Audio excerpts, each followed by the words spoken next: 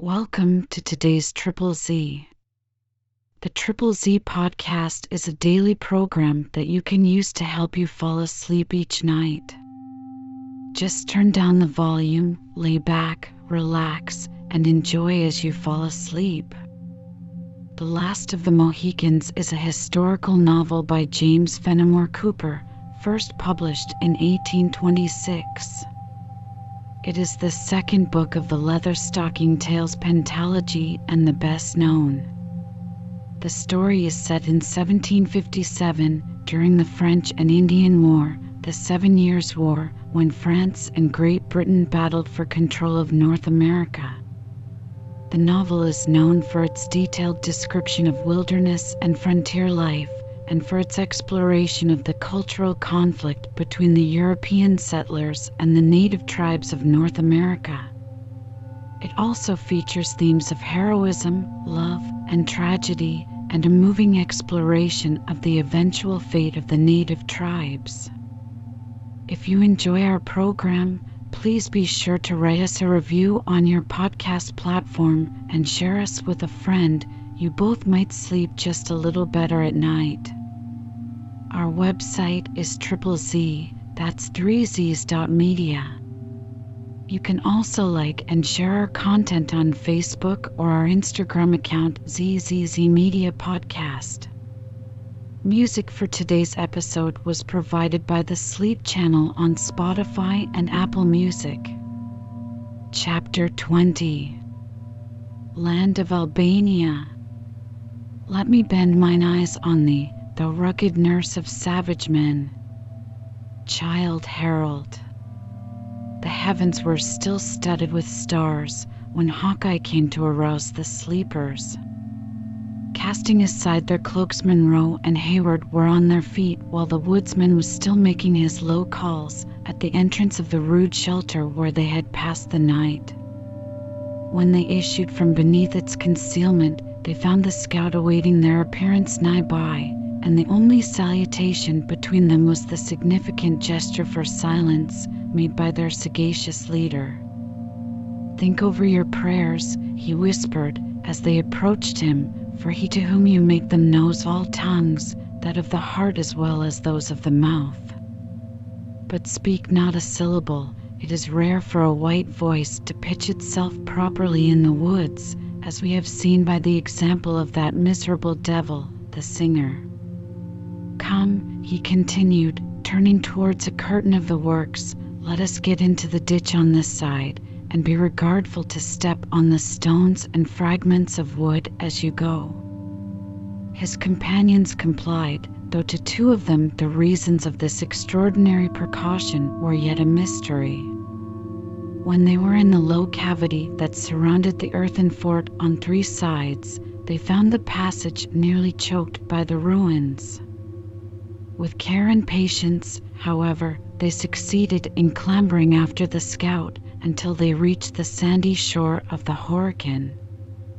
"That's a trail that nothing but a nose can follow," said the satisfied scout, looking back along their difficult way. "Grass is a treacherous carpet for a flying party to tread on, but wood and stone take no print from a moccasin. Had you worn your armed boots, there might, indeed, have been something to fear, but with the deerskin suitably prepared, a man may trust himself, generally, on rocks with safety. Shove in the canoe nigher to the land, Uncas. This sand will take a stamp as easily as the butter of the Jarmans on the Mohawk. Softly, lad, softly. It must not touch the beach, or the knaves will know by what road we have left the place." The young man observed the precaution, and the scout, laying a board from the ruins to the canoe, made a sign for the 2 officers to enter. When this was done, everything was studiously restored to its former disorder, and then Hawkeye succeeded in reaching his little birchen vessel without leaving behind him any of those marks which he appeared so much to dread. Hayward was silent until the Indians had cautiously paddled the canoe some distance from the fort and within the broad and dark shadow that fell from the eastern mountain on the glassy surface of the lake. Then he demanded, What need have we for this stolen and hurried departure? If the blood of an Oneida could stain such a sheet of pure water as this we float on, returned the scout, your two eyes would answer your own question. Have you forgotten the skulking reptile that Uncas slew? By no means. But he was said to be alone, and dead men give no cause for fear. Aye, he was alone in his deviltry. But an Indian whose tribe counts so many warriors need seldom fear his blood will run without the death shriek coming speedily from some of his enemies. But our presence, the authority of Colonel Monroe, would prove a sufficient protection against the anger of our allies, especially in a case where a wretch so well merited his fate.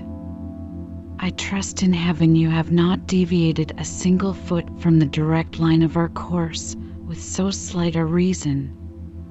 Do you think the bullet of that varlet's rifle would have turned aside, though His Majesty the King had stood in its path? Returned the stubborn scout.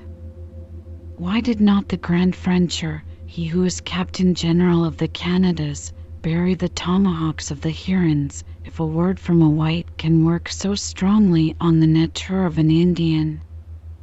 The reply of Hayward was interrupted by a groan from Monroe, but after he had paused a moment, in deference to the sorrow of his aged friend, he resumed the subject. The Marquis of Montcalm can only settle that error with his God, said the young man solemnly. Now there is reason in your words, for they are bottomed on religion and honesty. There is a vast difference between throwing a regiment of white coats atwixt the tribes and the prisoners, and coaxing an angry savage to forget he carries a knife and a rifle, with words that must begin with calling him your son. No, continued the scout, looking back at the dim shore of William Henry, which was now fast receding, and laughing in his own silent but heartfelt manner. I have put a trail of water atween us, and unless the imps can make friends with the fishes, and hear who has paddled across their basin this fine morning, we shall throw the length of the Horican behind us before they have made up their minds which path to take. With foes in front and foes in our rear, our journey is like to be one of danger. Danger, repeated Hawkeye, calmly. No, not absolutely of danger, for, with vigilant ears and quick eyes, we can manage to keep a few hours ahead of the knaves, or, if we must try the rifle, there are 3 of us who understand its gifts as well as any you can name on the borders. No, not of danger, but that we shall have what you may call a brisk push of it is probable, and it may happen, a brush, a scrimmage, or some such diversion, but always where covers are good and ammunition abundant. It is possible that Hayward's estimate of danger differed in some degree from that of the scout, for, instead of replying, he now sat in silence, while the canoe glided over several miles of water. Just as the day dawned, they entered the narrows of the lake, and stole swiftly and cautiously among their numberless little islands. It was by this road that Montcalm had retired with his army, and the adventurers knew not but he had left some of his Indians in ambush to protect the rear of his forces and collect the stragglers. They, therefore, approached the passage with the customary silence of their guarded habits. Chingachgook laid aside his paddle, while Uncas and the scout urged the light vessel through crooked and intricate channels, where every foot that they advanced exposed them to the danger of some sudden rising on their progress. The eyes of the Sagamore moved warily from islet to islet and copse to copse as the canoe proceeded, and when a clearer sheet of water permitted, his keen vision was bent along the bald rocks and impending forests that frowned upon the narrow strait. Hayward, who was a doubly interested spectator, as well from the beauties of the place as from the apprehension natural to his situation, was just believing that he had permitted the latter to be excited without sufficient reason when the paddle ceased moving in obedience to a signal from Chingachgook. "Hugh, exclaimed Uncas, nearly at the moment that the light tap his father had made on the side of the canoe notified them of the vicinity of danger. "What now?" asked the scout. "The lake is as smooth as if the winds had never blown, and I can see along its sheet for miles. There is not so much as the black head of a loon dotting the water." The Indian gravely raised his paddle and pointed in the direction in which his own steady look was riveted. Duncan's eyes followed the motion. A few rods in their front lay another of the low wooded islets, but it appeared as calm and peaceful as if its solitude had never been disturbed by the foot of man. "I see nothing," he said, "but land and water, and a lovely scene it is." "Hist!" interrupted the scout. Sagamore, there is always a reason for what you do. 'Tis but a shade, and yet it is not natural. You see the mist, Major, that is rising above the island. You can't call it a fog, for it is more like a streak of thin cloud dash. It is vapor from the water. That a child could tell. But what is the edging of blacker smoke that hangs along its lower side, and which you may trace down into the thicket of hazel? 'Tis from a fire, but one that, in my judgment, has been suffered to burn low.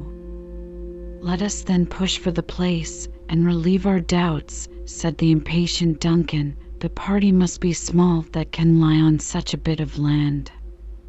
If you judge of Indian cunning by the rules you find in books, or by white sagacity, they will lead you astray, if not to your death," returned Hawkeye, examining the signs of the place with that acuteness which distinguished him. "If I may be permitted to speak in this matter, it will be to say that we have but two things to choose between. The one is to return and give up all thoughts of following the Hurons. "Never!" exclaimed Hayward, in a voice far too loud for their circumstances. Well," continued Hawkeye, making a hasty sign to repress his impatience, "I am much of your mind myself, though I thought it becoming my experience to tell the whole. We must then make a push, and if the Indians or Frenchers are in the Narrows, run the gauntlet through these toppling mountains. Is there reason in my words, Sagamore?" The Indian made no other answer than by dropping his paddle into the water and urging forward the canoe. As he held the office of directing its course, his resolution was sufficiently indicated by the movement. The whole party now plied their paddles vigorously, and in a very few moments they had reached a point whence they might command an entire view of the northern shore of the island, the side that had hitherto been concealed. "There they are, by all the truth of signs," whispered the scout. "Two canoes and a smoke. The knaves haven't yet got their eyes out of the mist, or we should hear the accursed whoop. Together, friend. We are leaving them, and are already nearly out of whistle of a bullet." The well-known crack of a rifle, whose ball came skipping along the placid surface of the strait, and a shrill yell from the island, interrupted his speech, and announced that their passage was discovered. In another instant several savages were seen rushing into the canoes, which were soon dancing over the water in pursuit. These fearful precursors of a coming struggle produced no change in the countenances and movements of his three guides, so far as Duncan could discover, except that the strokes of their paddles were longer and more in unison, and caused the little bark to spring forward like a creature possessing life and volition. "Hold them there, Sagamore," said Hawkeye, looking coolly backward over his left shoulder, while he still plied his paddle. "Keep them just there. The Hurons have never a piece in their nation that will execute at this distance, but Killdeer has a barrel on which a man may calculate." The scout, having ascertained that the Mohicans were sufficient of themselves to maintain the requisite distance, deliberately laid aside his paddle and raised the fatal rifle. Several times he brought the piece to his shoulder, and when his companions were expecting its report, he as often lowered it to request the Indians would permit their enemies to approach a little nigher. At length his accurate and fastidious eye seemed satisfied, and throwing out his left arm on the barrel, he was slowly elevating the muzzle, when an exclamation from Uncas, who sat in the bow, once more caused him to suspend the shot. "What now, lad?" demanded Hawkeye. "You saved a Huron from the death shriek by that word. Have you reason for what you do?" Uncas pointed towards the rocky shore a little in their front, whence another war canoe was darting directly across their course. It was too obvious now that their situation was imminently perilous to need the aid of language to confirm it. The scout laid aside his rifle and resumed the paddle, while Chingachgook inclined the bows of the canoe a little towards the western shore in order to increase the distance between them and this new enemy. In the meantime, they were reminded of the presence of those who pressed upon their rear by wild and exulting shouts. The stirring scene awakened even Monroe from his apathy. "Let us make for the rocks on the main," he said, with the mien of a tired soldier, "and give battle to the savages. God forbid that I, or those attached to me and mine, should ever trust again to the faith of any servant of the Lewises." "He who wishes to prosper in Indian warfare," returned the scout, "must not be too proud to learn from the wit of a native. Lay her more along the land, Sagamore. We are doubling on the varlets, and perhaps they may try to strike our trail on the long calculation." Hawkeye was not mistaken, for when the Hurons found their course was likely to throw them behind their chase, they rendered it less direct, until, by gradually bearing more and more obliquely, the two canoes were ere long gliding on parallel lines, within 200 yards of each other. It now became entirely a trial of speed. So rapid was the progress of the light vessels that the lake curled in their front in miniature waves, and their motion became undulating by its own velocity. It was, perhaps, owing to this circumstance, in addition to the necessity of keeping every hand employed at the paddles, that the Hurons had not immediate recourse to their firearms. The exertions of the fugitives were too severe to continue long, and the pursuers had the advantage of numbers. Duncan observed, with uneasiness, that the scout began to look anxiously about him, as if searching for some further means of assisting their flight. "Edge her a little more from the sun, Sagamore," said the stubborn woodsman. "I see the knaves are sparing a man to the rifle. A single broken bone might lose us our scalps. Edge more from the sun, and we will put the island between us." The expedient was not without its use. A long, low island lay at a little distance before them, and as they closed with it, the chasing canoe was compelled to take a side opposite to that on which the pursued passed. The scout and his companions did not neglect this advantage, but the instant they were hid from observation by the bushes, they redoubled efforts that before had seemed prodigious. The two canoes came round the last low point, like two coursers at the top of their speed, the fugitives taking the lead. This change had brought them nigher to each other, however, while it altered their relative positions. "You showed knowledge in the shaping of birchen bark, Uncas, when you chose this from among the Huron canoes," said the scout, smiling, apparently more in satisfaction at their superiority in the race than from that prospect of final escape which now began to open a little upon them. "The imps have put all their strength again at the paddles, and we are to struggle for our scalps with bits of flattened wood instead of clouded barrels and true eyes. A long stroke, and together, friends." "They are preparing for a shot," said Hayward, and as we are in a line with them, it can scarcely fail. Get you then into the bottom of the canoe, returned the scout, you and the colonel. It will be so much taken from the size of the mark. Hayward smiled as he answered, it would be but an ill example for the highest in rank to dodge, while the warriors were under fire. Lord, Lord, that is now a white man's courage, exclaimed the scout, and like too many of his notions, not to be maintained by reason. Do you think the Sagamore, or Uncas, or even I, who am a man without a cross, would deliberate about finding a cover in the scrimmage, when an open body would do no good? For what have the Frenchers reared up their Quebec, if fighting is always to be done in the clearings? All that you say is very true, my friend, replied Hayward. Still, our customs must prevent us from doing as you wish. A volley from the Hurons interrupted the discourse, and as the bullets whistled about them, Duncan saw the head of Uncas turned, looking back at himself and Monroe.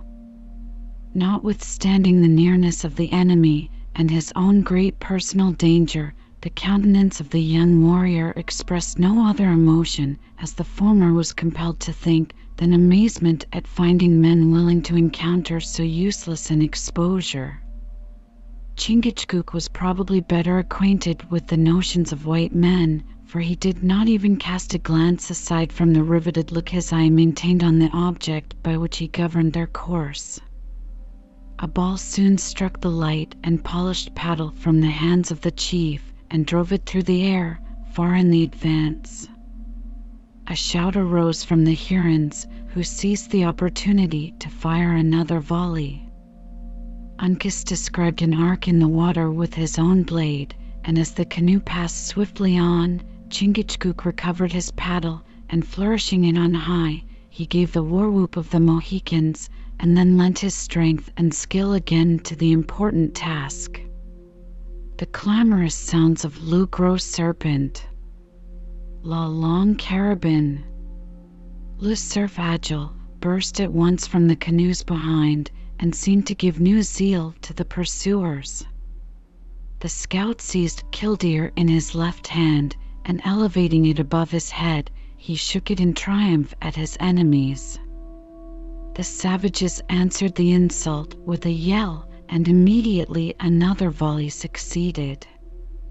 The bullets pattered along the lake, and one even pierced the bark of their little vessel. No perceptible emotion could be discovered in the Mohicans during this critical moment, their rigid features expressing neither hope nor alarm. But the scout again turned his head, and laughing in his own silent manner, he said to Hayward, "The knaves love to hear the sounds of their pieces, but the eye is not to be found among the Mingos that can calculate a true range in a dancing canoe. You see, the dumb devils have taken off a man to charge, and by the smallest measurement that can be allowed, we move 3 feet to their 2.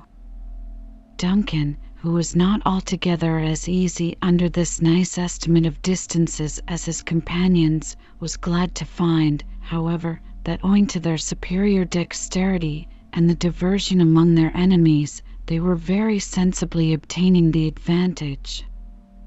The Hurons soon fired again, and a bullet struck the blade of Hawkeye's paddle without injury. "That will do," said the scout, examining the slight indentation with a curious eye. "It would not have cut the skin of an infant, much less of men, who, like us, have been blown upon by the heavens in their anger. Now, Major, if you will try to use this piece of flattened wood, I'll let Killdeer take a part in the conversation." Hayward seized the paddle and applied himself to the work with an eagerness that supplied the place of skill, while Hawkeye was engaged in inspecting the priming of his rifle. The latter then took a swift aim and fired. The Huron in the bows of the leading canoe had risen with a similar object, and he now fell backward, suffering his gun to escape from his hands into the water. In an instant, however, he recovered his feet, though his gestures were wild and bewildered. At the same moment his companions suspended their efforts, and the chasing canoes clustered together and became stationary. Chingachgook and Uncas profited by the interval to regain their wind, though Duncan continued to work with the most persevering industry. The father and son now cast calm but inquiring glances at each other to learn if either had sustained any injury by the fire, for both well knew that no cry or exclamation would, in such a moment of necessity, have been permitted to betray the accident. A few large drops of blood were trickling down the shoulder of the Sagamore, who, when he perceived that the eyes of Uncas dwelt too long on the sight, raised some water in the hollow of his hand, and washing off the stain, was content to manifest, in this simple manner, the slightness of the injury. "Softly, softly, Major," said the scout, who by this time had reloaded his rifle. "We are a little too far already for a rifle to put forth its beauties, and you see yonder imps are holding a council. Let them come up within striking distance. I may well be trusted in such a matter, and I will trail the varlets the length of the Horican, guaranteeing that not a shot of theirs shall, at the worst, more than break the skin, while Killdeer shall touch the life twice and 3 times." "We forget our errand," returned the diligent Duncan. "For God's sake, let us profit by this advantage, and increase our distance from the enemy." "Give me my children," said Munro hoarsely, trifled no longer with a father's agony, "but restore me my babes." Long and habitual deference to the mandates of his superiors had taught the scout the virtue of obedience. Throwing a last and lingering glance at the distant canoes, he laid aside his rifle, and relieving the wearied Duncan, resumed the paddle, which he wielded with sinews that never tired. His efforts were seconded by those of the Mohicans, and a very few minutes served to place such a sheet of water between them and their enemies that Hayward once more breathed freely. The lake now began to expand, and their route lay along a wide reach that was lined, as before, by high and ragged mountains. But the islands were few and easily avoided. The strokes of the paddles grew more measured and regular, while they who plied them continued their labor after the close and deadly chase from which they had just relieved themselves, with as much coolness as though their speed had been tried in sport rather than under such pressing, nay, almost desperate circumstances. Instead of following the western shore, whither their errand led them, the wary Mohican inclined his course more towards those hills behind which Montcalm was known to have led his army into the formidable fortress of Ticonderoga. As the Hurons, to every appearance, had abandoned the pursuit, there was no apparent reason for this excessive caution. It was, however, maintained for hours, until they had reached a bay nigh the northern termination of the lake. Here the canoe was driven upon the beach, and the whole party landed. Hawkeye and Hayward ascended an adjacent bluff, where the former, after considering the expanse of water beneath him, pointed out to the latter a small black object hovering under a headland at the distance of several miles. "Do you see it?" demanded the scout. "Now, what would you account that spot? Were you left alone to wide experience to find your way through this wilderness? But for its distance and its magnitude, I should suppose it a bird. Can it be a living object?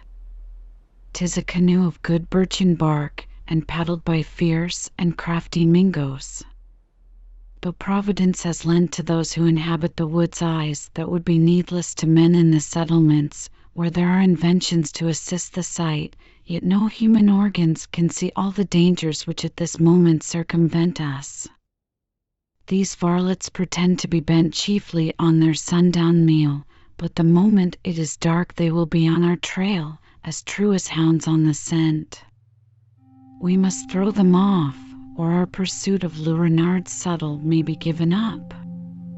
These lakes are useful at times, especially when the game takes the water," continued the scout, gazing about him with a countenance of concern, "but they give no cover, except it be to the fishes. God knows what the country would be if the settlements should ever spread far from the two rivers. Both hunting and war would lose their beauty. Let us not delay a moment without some good and obvious cause."